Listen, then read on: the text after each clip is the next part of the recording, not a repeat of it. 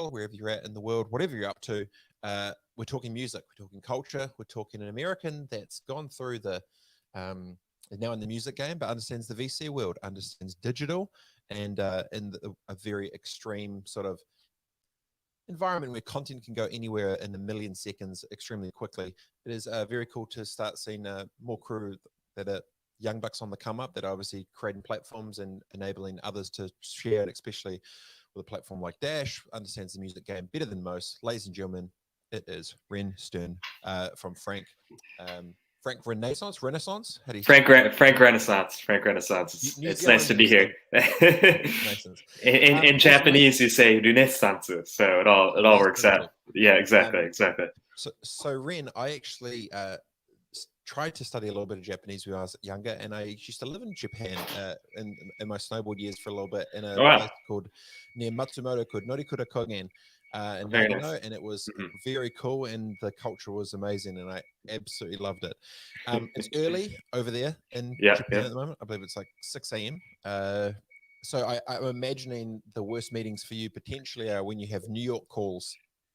I'm imagining. Yeah, the New York time difference is tough, and when you try to get Europe on, it's somebody has to suffer and all that, but it comes with the territory, so it's all good.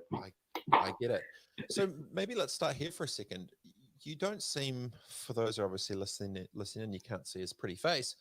You don't seem like an old man at all to be doing this whole VC game, but also in the music mix. How does it feel waking up, not being I guess a bit of a young buck coming up in the scene in a world that's now extremely globalized through digitization, and now with money and content and everything that's rolling within it, you're in a pretty I don't think there's probably too many like you. So how does that feel? Let's start there. I think on the music side, it's a lot of the people that I'm interacting with on the Japan side are actually are pretty young. I think the more sort of ambitious A&R guys who want to get their artists overseas, even though there isn't much of a precedent for it. They don't have a lot of opportunities like this, especially what Frank Renaissance is offering, which is bringing them collaboration opportunities with U.S. artists. They don't get a lot of that, and so I think it's the fact that I am young, I think is advantageous there in that sense. And interestingly enough, on the VC side, VC in Japan looks very different than VC in the US. Silicon Valley sort of young managers, you can see, mid to late 20s, early 30s, you get a lot of those guys. But in Japan, it's very much a suited and booted thing. It's very heavily corporate VC driven. And so, a VC looks very different in Japan than the States. And so in that sense, I am very much on the young side. But again, my nexus to things like sort of the stuff that I'm doing on the music side, being on the ground level with how sort of music, culture, and tech are evolving, I think puts me at a distinct advantage there as well. So I should have done a bit of a better job. Explain what Frank Renaissance does. Obviously, based in the music game and helping with the global sort of piece. But how do you fit into the ecosystem currently, and what was the genesis? Sure. I can roll it back to the very, very beginning. If that is helpful. Exactly, on the mean streets of the West Village, which are not so mean, actually, interestingly enough. But I grew up, born and raised in New York. My mom is Japanese, from the south of Japan, in Fukuoka, which is part of Kyushu in the southernmost prefecture. But I grew up going back and forth between the U.S. and Japan. Grew up a big hip hop fan always. My godmother, interestingly enough, used to work at the Apollo Theater, which you may be familiar with.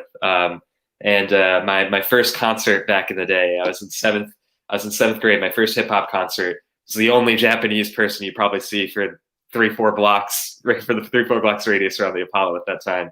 But was, if you're a big hip hop fan at all, it's Trick Daddy, Juvenile, T.I., Fabulous, and Fat Joe, who were the big hit makers at the time. And Ja Rule and Jadakiss came on at the end to do New York, which was a big hit. And when that came out, it was like the anthem with basically Alicia Keys. Yeah, exactly. And so, always a big hip hop fan, always a big basketball fan and player. I grew up playing at the Cage, West 4th Street, in New York, and went to college in the States. was working in the ad industry for a few years, actually, interestingly enough, in New York. Second agency I was at sent me over to Japan to help with a global client. They needed a bilingual person to work on the client, and ended up staying. And sort of a few iterations career-wise since then, I've ended up where I am today. But in terms of the genesis of Frank Renaissance, I got here and didn't really know much about what was going on in hip hop in Japan. And I wish I had a more romantic meeting with Japanese hip hop to start, but really just found it on YouTube and went down the wormhole of several days and hours spent just watching, listening to Japanese hip hop, and I was really just impressed by the richness and depth and diversity within the scene. And found a concert of an artist that I was listening to. Went to the show. I get to the venue, and one of the artists who was performing was sort of smoking a cigarette, sitting on the stoop. And I go up to him, and I was like, "Are you Wenny Dasilia, who's a half Japanese, half Filipino artist?" And he goes, "Yeah, matter of fact, I am." And we have a good time at the show, and we become friends. And an interesting thing about the Japanese hip hop scene is that it's a very tight knit community, and they're all hopping on each other's features through DMing each other on Instagram, and so by becoming friends with one artist, sort of by proxy, I became close with the broader hip hop community. And through my work inside of Frank Renaissance over the last few years, I've been working with Carnegie Hall, of course, classical music venue in the States. Working to promote their music education programs in Japan. Have also worked with with a painter in Japan, getting him some notoriety overseas. Produced a single-day show for him at Lincoln Center in New York in 2019 or so. But have been sort of broadly involved in the sort of cultural exchange between the U.S. and Japan, and also through the VC work that I do, we're investing in companies in the U.S. and helping them find markets in Japan and Asia. And so, have both from a business perspective, as well as sort of an arts and culture perspective, have been involved sort of bridging the gap between the US and Japan. And so while all this is happening, getting very sort of deep within the hip hop scene here, and, starting to think about, how can I leverage my tools and my network that I've developed to try to help these artists who want to take that first step outside Japan. And the artists kind of fall into two categories. There's one where they want to be Travis Scott on the Coachella stage, and they know that that's what they want to do. They want to do it yesterday, and whatever you can do, it's the next thing. But Japan itself is a huge market in and of itself, and so interestingly enough, second biggest music market in the world. But you don't have a huge set of artists making it overseas. But with this hip hop genre, especially with hip hop, of course, having so much roots in the States, and outside of Japan, there's a group of artists where they're happy with what they're doing in Japan, but they also understand that their natural extension of their success is doing something outside Japan.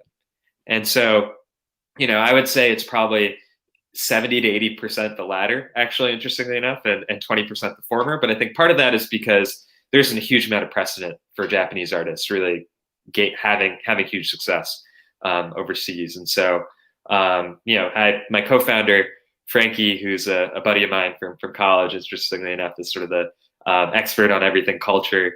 And so I've been talking about, how do we amplify what's happening here in the States, here in Japan, should I say, in the States, and then sort of in a global environment. And so, formally launched the Frank Renaissance entity last June as a record label and production studio, really more than anything curating these Japanese artists to a global audience. I think you could take a track and distribute it, promote it overseas all you want, but the cultural and language barriers are really hard to overcome. And so, how can we curate these artists through, whether it be through collaborations with US artists, or we do, broader campaigns where we might collaborate with brands and designers, or want to plug into a moment in culture that's happening in the US and globally, to really create multiple access points to these artists so that we can shrink that cultural distance. And so, we've we put out our first project last year, We actually, interestingly enough, this is a hoodie merch that we produced for last year's release. Osteo Loco was on that. We had the producer of that track, KM, is actually today the most streamed Japanese hip hop producer and beat maker. We also had there were a lot of friends who came in on this project, but my closest friend from growing up in New York is also Japanese. I call him the Stephen A. Smith of Japan. He started out, he had a YouTube channel teaching English through hip hop to Japanese audiences. Had gotten some looks from some independent labels on the Japan side, but decided to go full MBA, and now has a YouTube channel with about 100,000 subscribers, sort of doing ESPN style analysis of basketball, but wanted to do more hip hop, wanted to do rap more, and so he came onto the track. We had a Japanese singer named Lolise But Cold, who just released her first EP. Actually, interestingly enough, he spent a lot of time in Australia, not New Zealand, but he's the former beatboxing champion of Japan, who also came onto the beat. And so we had all those artists come onto the track. My cousin, who incidentally did the album release clothing design for Lil Wayne's funeral album last year, made the I'm not sure if there's a verb for this, but in essence took the anthropomorphized. I don't think that's a word by any means, but in essence took the rappers and reimagined them as animals. We put them on the clothing. We paired up with a Japanese TikTok dance group, made the animals into dancing animals, used that as sort of the YouTube visualizer for the track. And so, creating a campaign that resonates here in Japan, but by collaborating with Lorian, who's done design work for a lot of big sort of collabs with a lot of US brands, we can create those entry points for a global audience. And so, we found, especially in this early stages, I think a big piece of it is that hip hop is, a genre in Japan that's really started to come up sort of this generation over these last few years, I think driven by a few different factors. So one is, hip hop itself has grown up through sort of social media outside of this sort of traditional Japanese music ecosystem, which is very much, CD stills make up a large portion of Japanese music revenue still today, interestingly enough. And, it's a lot of it's still tied back to sales of the karaoke box, and hip hop, for better, for worse, does not translate to those things. And also, hip hop by nature tends to be a rebellion to some extent. And so, Japan, you have 12 national TV channels that still get like close to 80% reach, which is, it just looks so different than anywhere else in the world. And so, getting on the big sort of national TV shows, which you're sort of put in the same context as sort of the J-pop idol groups, and then the karaoke box and CDs, that's sort of the traditional music ecosystem. And this generation grew up through streaming and through YouTube and that in social media, and that's how sort of they gained popularity. And so, I think, and then also the big difference between sort of the hip hop, Japan had one sort of hip hop boom, as they call it, in sort of the mid to late 90s or so as well. And what's different about then and now is that hip hop is now the biggest music genre in the world. And so, you have those sort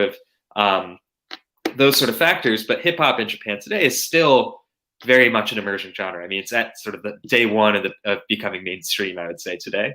And so the investment that a Japanese label has to make in a genre that isn't big yet in Japan, not quite as big as it could be in Japan, and then to make that double the investment by taking that same artist overseas, is not necessarily something that they're built to do, but also sort of double the risk involved. And so, us being sort of this dual native, we got people in the US, got people in Japan, understand how both cultures work to maintain authenticity over here while sort of creating access points to a global audience. We've gotten some good reception on the Japan side so far. So apologies, I was long-winded and I went all over the place there, but that's sort of where we stand here. The so you're basically creating a bridge of culture Yeah. between art and music and whatever else between Yeah. Japan and America. Mhm. The branding of obviously K-pop is it stands for Korean pop, right? That Yeah. comes out Yeah. of obviously Korea. Exactly. Now, Yeah. what is the branding of Japanese rap? That Yeah. does it have a brand or a name, or is it a movement, or how is it? I guess Yeah. identified in place from foreigners looking into it. Yeah, so I think it depends on what Japanese rap itself has a few subgenres within it. You have the very sort of Japanese sort of gangster rap, as you would the closest equivalent, as you would call it, sort of the Japanese rap dogma, which has sort of carried on over generations, is very much sort of cool. I want to stay underground. The second I hit the pop stage, it sort of goes against sort of my A Tribe Called values. Quest Exactly. Yep. And honestly, their rhymes are dope, and so nothing against that, but they are it's baggy sweatpants, baggy jeans, and you could kind of put them anywhere between the 90s to the 2020s, and you might not be surprised. And so there's that sort of group. There's also sort of, and there's some overlap a little bit with sort of this lo-fi extension, where there's also sort of a bifurcation there, where you have a lot of similar beats, a lot of similar influences, but they're not so worried about sort of going into the pop, sort of bleeding into pop music. And so see some collaborations with more pop singers, and those artists look more. I'm just trying to think of a typical aesthetic, but they could be sort of cool Harajuku kids, but you wouldn't see them wearing Bathing Ape and things like that. They're not sort of as pop influenced. And then you sort of have this grew up listening to Migos generation, which is very much you can see the American hip hop artists and see the clear one-to-one connection. But they've also developed their own community and culture, and they've also they've come out of they've seen each other grow. In essence, they're not. Granted, they do listen to a lot of hip hop in the U.S. They listen to just as much, or potentially more, in Japan. And so there you can see the similarities, but they've sort of built their own culture and community, and so there's that aesthetic looks it's a little more flashy. You got some they rock a lot of Bathing Ape today still, and so that's sort of the few different lanes that you might see aesthetically. And when you're coming from America, and you obviously go to Japan. When you're interacting with all the artists, how do they see the world of the optics? Is this let me blow up and get to the States? Is this let me go global on Spotify? Is this I'm going to stay in my town? Like, what does success look like for a Japanese rap artist in 2021 specifically? Yeah, that's a really good question. I think, especially considering that there's probably, in terms of any sort of remotely sustained mainstream success for Japanese hip hop artists outside of Japan, there's only really one example. And it's a rapper named Ko, who was on a track with Keith Ape called Ichima, which is a big hit in the mid 2010s.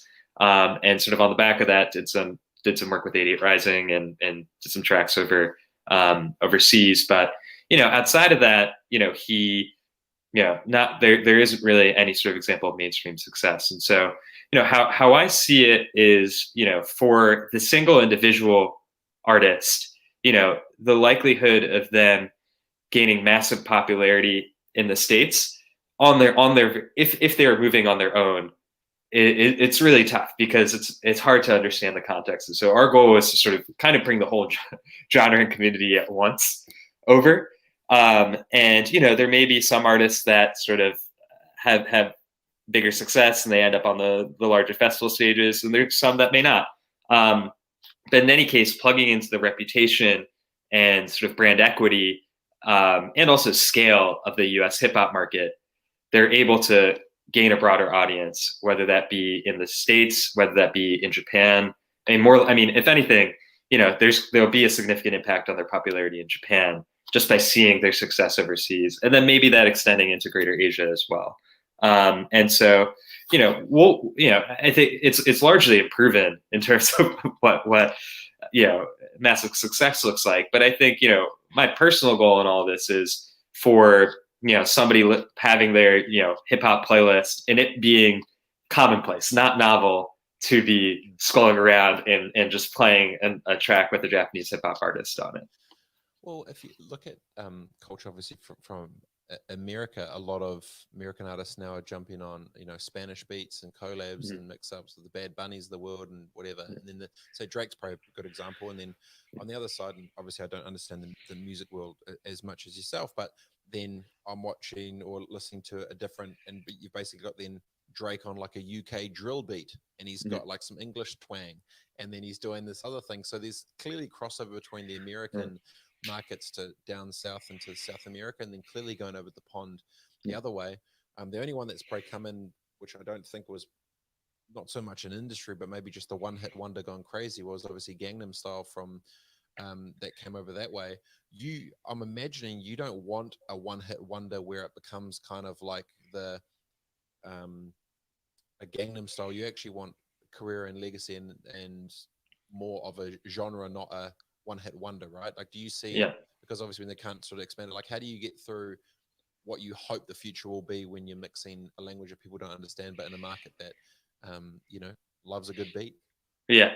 No, that's a good question. Yeah. In terms of one hit wonder, that's not what we're going for. And I think, we could try to get a major feature, but to be honest, it's not particularly capital efficient to pay for a massive A-list US artist for a single track. And, I think our goal is to tell the story of the Japanese artist. And I think, what we feel is that there is an interest in Japan from the US side, but a lot of the depictions today are highly exoticized, for one. And also, the type of Japan that people sort of interact with is sort of very much fits within the sort of weird Japan to some extent category. And so, interestingly enough, there's a public-private Japanese fund called the Cool Japan Fund that promotes sort of Japanese culture and business overseas. They do a lot of stuff with anime and sort of tea ceremonies and things like that. But, in our mind, this is the real cool Japan. This is, and I think, especially as you think of things that Japan is sort of top sort of world class in the world in, something that definitely comes to mind to people who are involved in this is sort of streetwear. It's something that is, but at the same time, there isn't the same sort of intersectionality with hip hop. And so, hip hop doesn't sort of by proxy make it overseas. I mean, you saw some of that happen with the Teriyaki Boys in the mid 2000s, where sort of that convergence between hip hop and Japanese fashion really made it on a larger stage. But yeah, I mean, I think for us, it's around sort of creating, maintaining this relevance, telling this story. For example, we have a sort of a show concept in production that we're calling No English Menu as the working title. The idea being, everybody in the world loves Japanese food, of course. And so you have Japanese rappers take you on sort of the off the beaten path local food tours of Japan to introduce their story through food. And, I think that's sort of, and for lack of a better term, to sort of live out this gringo fantasy in Japan through food. And so, I think, that sort of storytelling, so for example, the rapper takes you to his local ramen shop where he knows the grandma who's worked there she's the 5th generation ramen shop owner. Vice episode of Vice. Exactly. I mean, you can imagine it very much in a Western context, but it's not necessarily how a Japanese sort of content producer would necessarily introduce the Japanese hip hop genre. And so, I think figuring out ways to tell the story in a way that's really highly curated, I think is our goal in terms of, to your point, not just having a track that hits once, but to keep the conversation going and to pique the interest. And, our thought is too that, people have a genuine interest in Japan. It's just not shown to them as much in a way that might be quite as easy to understand because of the large sort of language and cultural barriers too. No, I get it. Yeah. Now want to talk about the tech side for a second. Sure. Understand the VC game with this. When you take a VC lens approach of music in Japan, that the goal is to go global. In terms of the commercialization, how do you see that playing out to fruition? If I guess clearly, probably not too many people have done it before. Yeah. And then you're in this a very unique situation. You're American that grew up in New York, and now you're now you're in Japan, plugged in, but you understand how the money works for it. Is it obviously gives you an advantage understanding a whole bunch more of the sort of tech side that many others don't. How do you feel that this ecosystem works for or against kind of local artists in this world of crazy big tech stuff? Or like, what's your take on tech? I think, of course, streaming itself is not a huge revenue stream for any artists at all. And what's interesting for us at Frank Renaissance today is that we have developed this sort of this platform and label without bookings, in essence. And so it's not something that we've really factored into any of our modeling for today. And so, we're trying to push the envelope isn't quite the right term, but really, think about what are the diversity of revenue streams that we can create for artists, especially when you don't have bookings and streaming royalties are going to be highly limited, though they are, of course, recurring revenue, which is a good thing. And I think that's the role that tech plays. That how do you diversify revenue streams? How do you create new opportunities for artists to monetize their likeness and their IP? And so, whether that be, we're currently working on an execution right now where we're developing a piece of merchandise that we're working with a Japanese designer to do, that we're also going to make into a 3D item that will then be animated with sort of to the track and launched as an NFT sort of thing. And so, that is a entirely new way to, use the sync license and also create new monetization for the artists. Or there's also this whole world of not to dig too deep into this NFT piece, but NFT publishing as well as a way to, by creating scarcity, by releasing sort of single authentic versions of your track, that you're able to create new monetization. And so and then also you have just new media environments, right? I think the virtual concert environment is still a bit immature. It's still developing, but when you think about the sort of logical end conclusion, especially when I don't think concerts are going away ultimately, but in essence, with virtual concert experience, you're able to have 5 times the number of people in a concert, or maybe much more, if anything, 100 times the attendance, to create new monetization for artists. And also, you think about gaming environments; it's just an entirely different experience, a new way to interact with your fans as well. And so, I think it's engagement, it's new monetization, and it's necessary, especially when you think about where sort of artists are being squeezed to some extent today. So going down that path for a second, Sure. COVID hits. There's no Coachellas. 99% of all 100% of all the shows everywhere stopped. A whole bunch of, in the music game, it's clear the top 1% or top 10% take 90% of the profits, and the other 90% really rely on those little tour gigs to get the grand here, 2 grand there, 10 grand there, whatever. How have they, what percentage of musicians have actually been able to, how have they made their money since COVID? How have a lot of them just literally dropped off because they aren't gigging? DJs aren't playing, people aren't doing it. What's the true impact of COVID's devastation to the events and nightlifes and gigs and touring sort of scene? How bad has it been?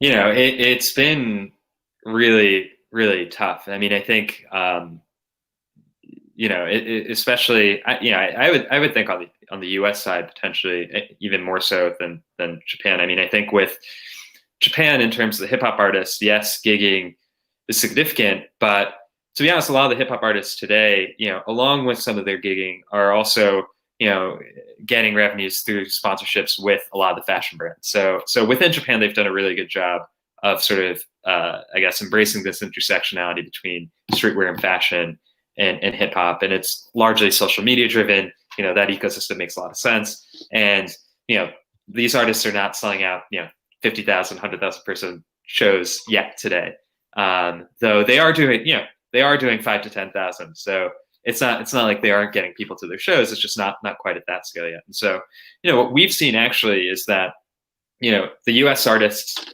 because of all of this going on, have been really interested in working with Frank Renaissance because it's an entirely new market for them, and especially in a world without bookings, it's new monetization for one, and also especially in a COVID world today, what's the difference between doing a track with a New York artist, an LA artist, and a New York and Tokyo artist if everybody's recording remotely anyway?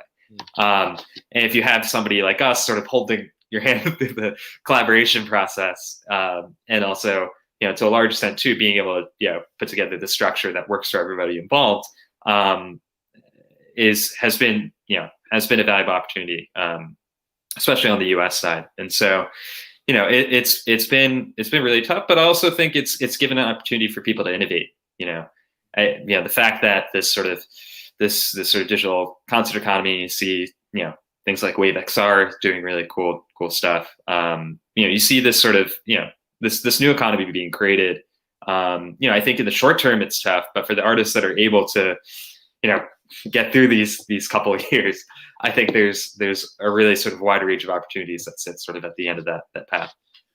So with the artists pre-COVID to post-COVID, what percentage split do you think is going to be split between all the different revenue streams? Like how big do you think it's going to change, and what average is, like, say, like a Drake? Is it 50% streaming, 50% touring, some merch and shit? Like where does the money sort of come from?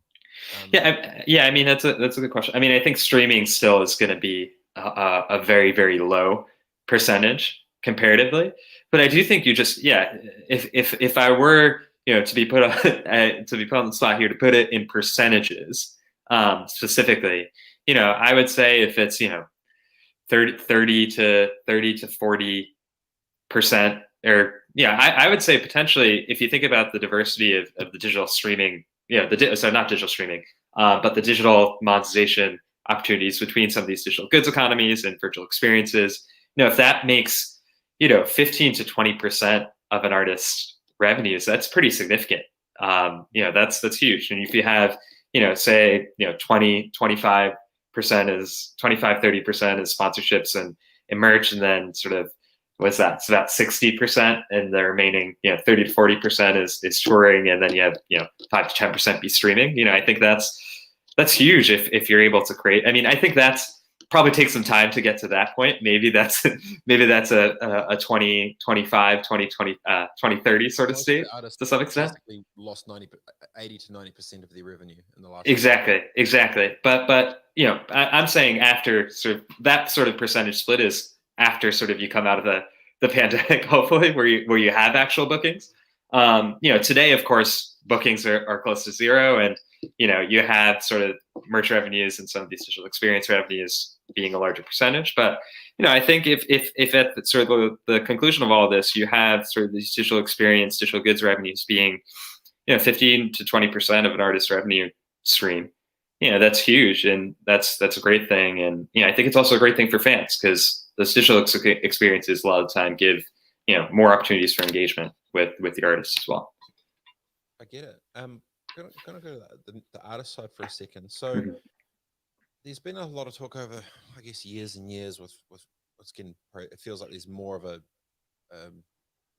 battle brewing around when it comes to artists and their masters.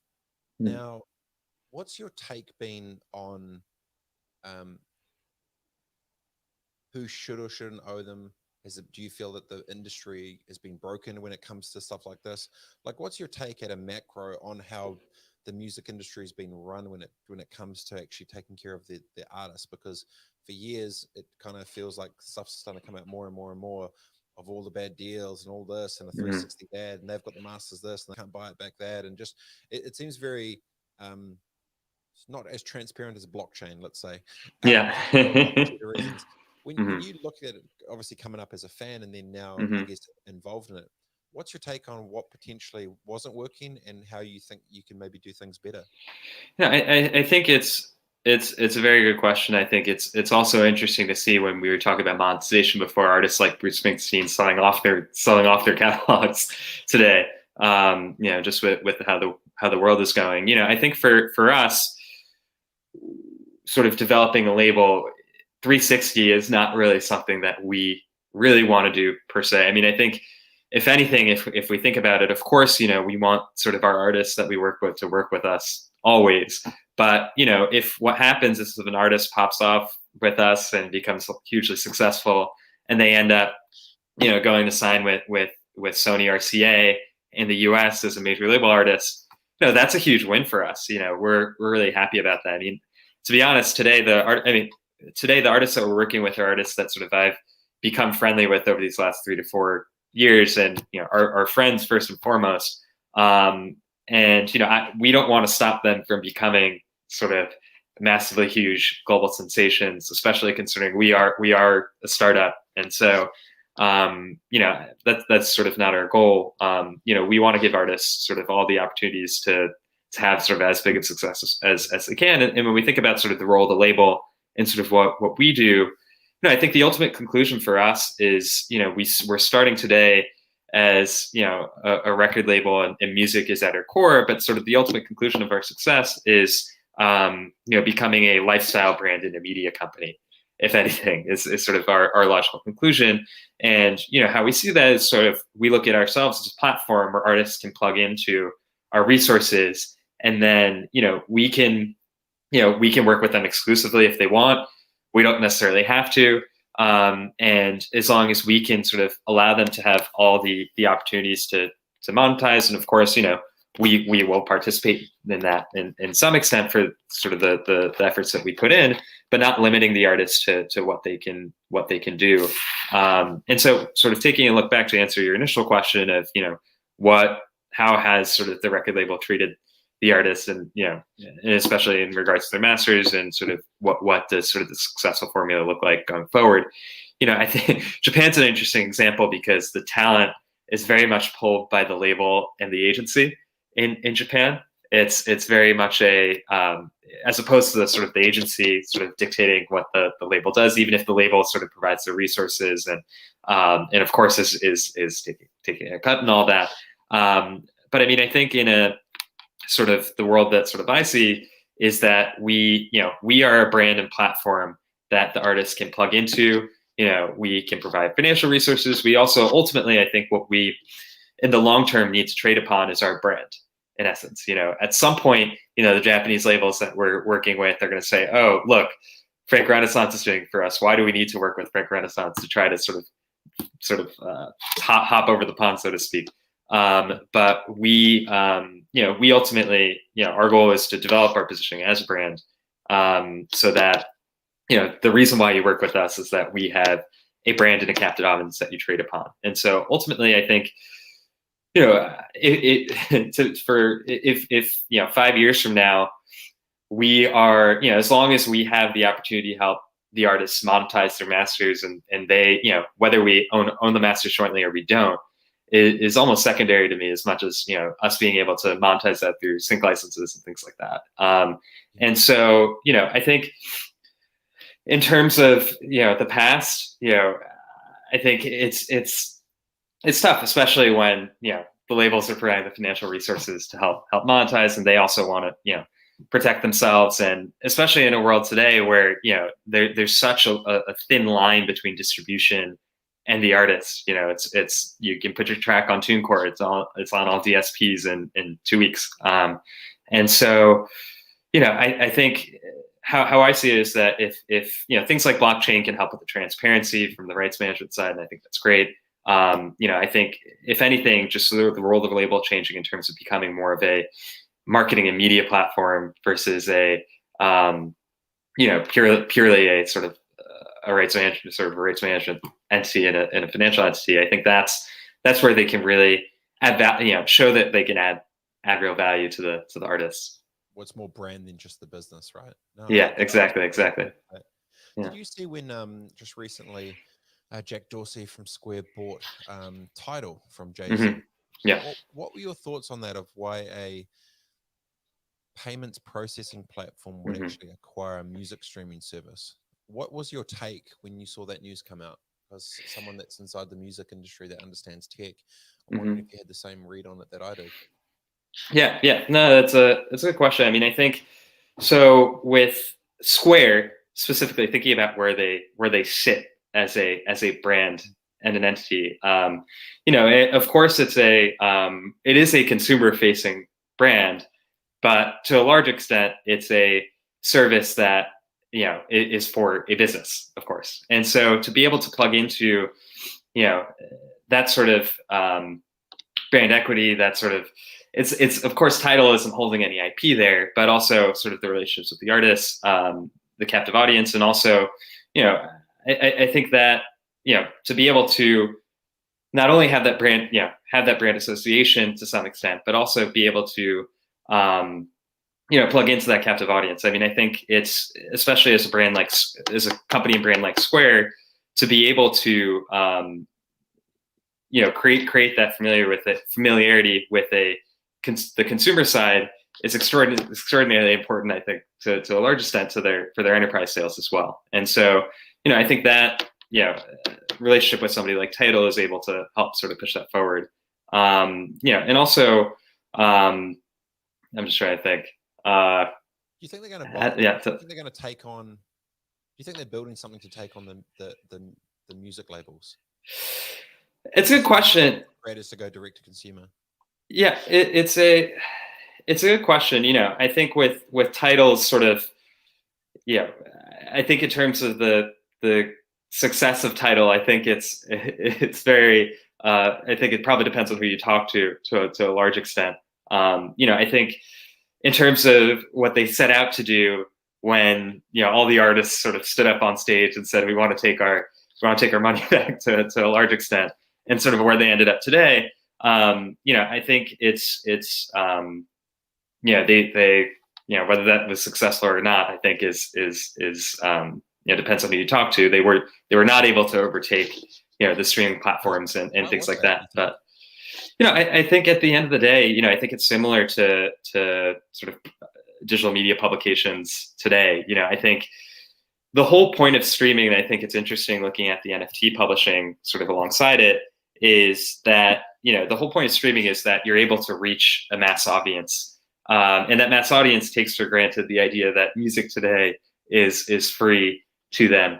And I think with Tidal, they're trying to cut against this idea that music access is largely free today, and I think that thesis hasn't played out so well. And I think that's why, to a large extent, I'm intrigued by this NFT side, where talking to the people who are working in this sort of NFT distribution space, the idea is not to replace or displace digital streaming by any means. It's to create this sort of ancillary monetization through sort of special releases that are that have scarcity around them. And so, I think playing in this sort of middle ground of premium content for something that a lot of people consider to be free, I think is where sort of the issue lied in terms of Tidal. So if you're an artist right now in Japan, mm-hmm. and bilingual, whatever, and you're wanting to be the next Travis Scott, mm-hmm. and Dre or whatever it is, yeah. What would you do specifically in the next 12 months that didn't happen 10, 20 years ago? How would you go from zero to hero? Yeah. Hey, let's say the fastest, not the quicker, like not the with the best quality, mm-hmm. bars or whatever. Yeah. What would your approach be for a young artist that wants to go from 0 to 1 billion people in a year?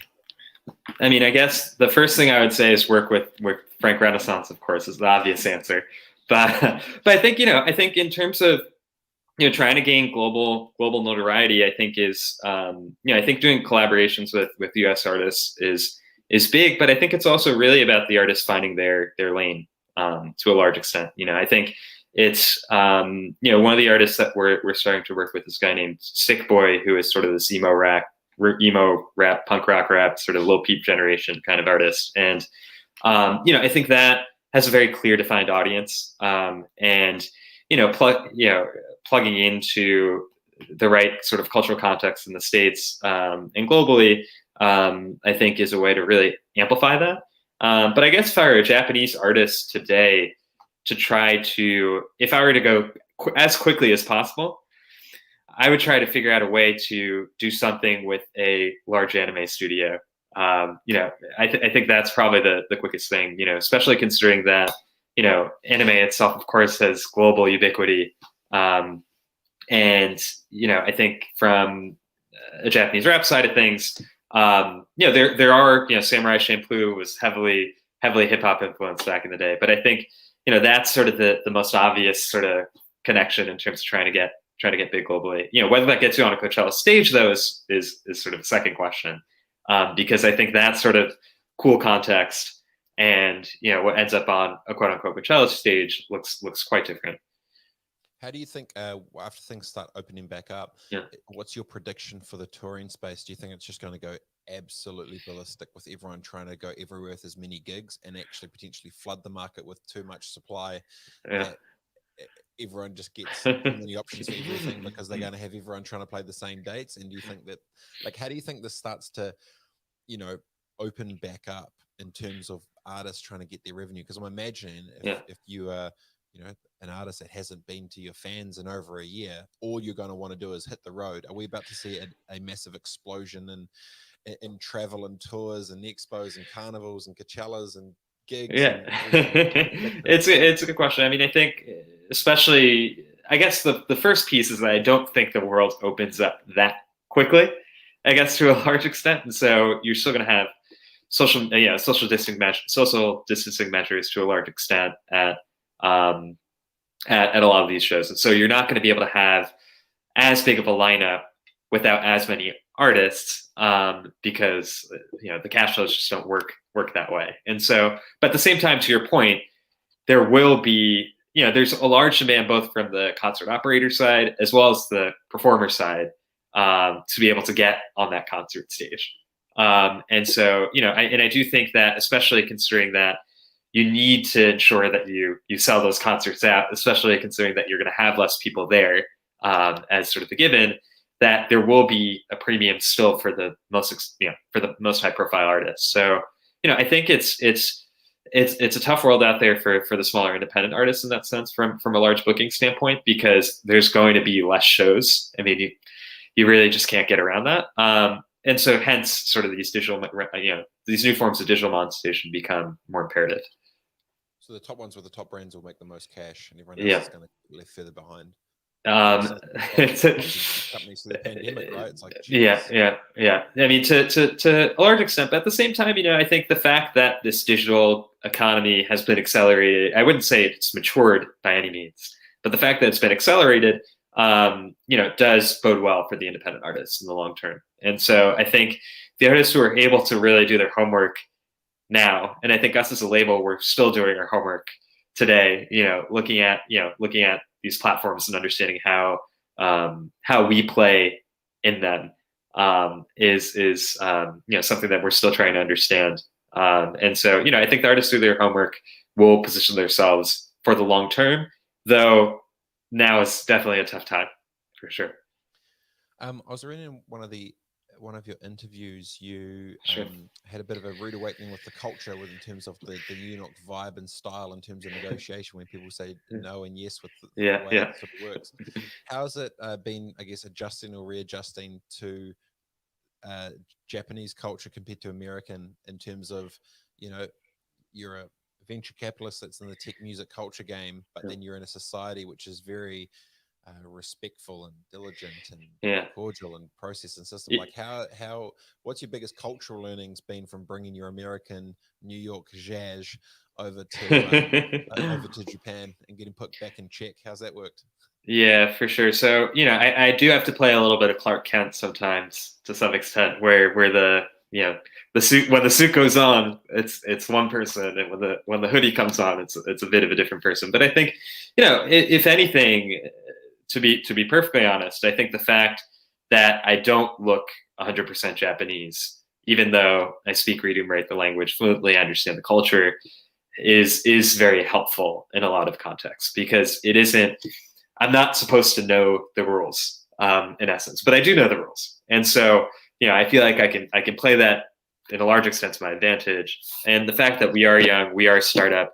It's not Warner Music in the U.S. coming to talk with the hip hop label, the sort of the small independent hip hop label. It looks, I think there's a certain level of the expectations are set lower. So when we can sort of shoot through those, I mean, we're working with sort of the artist relations director at Genius, in terms of helping book our US artists. And so, in terms of US hip hop, if the budget is there, we can go all the way to the top, hypothetically. And so the fact that we're able to bring some heft, while still being young, and also not necessarily having to, follow the Japanese conventions, I think plays to our advantage a lot. That said, things generally move slower in Japan. I mean, it's consensus driven, decision making culture, and understand that we may have to pitch 5 or 6 people to get an idea across. But I think because we look different,